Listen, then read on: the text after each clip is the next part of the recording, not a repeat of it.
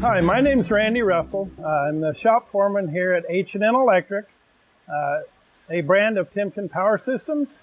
Today we're here to talk about a wiring repair on a 1.5 megawatt wind rotor used in wind turbines.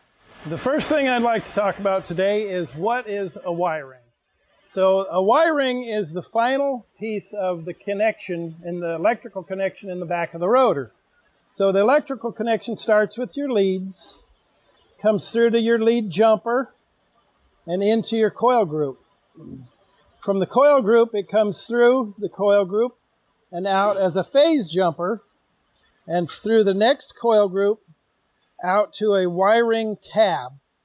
The wiring then completes that Y connection in the back end of your rotor. Now I'd like to talk to you about wiring damage. This wiring is obviously catastrophic damage. The wiring has failed.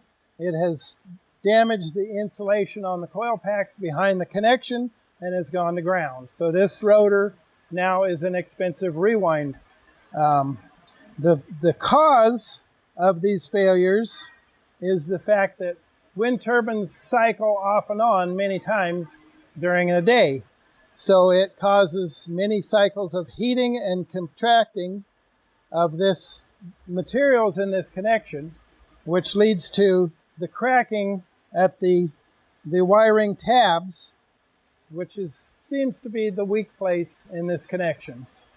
What we like to do at H&N is find these cracks developing in this wiring through borescope inspections, which we do up tower, before the generator has a catastrophic failure, and then we actually send our crews up and we replace this wiring while the generator is still in the tower.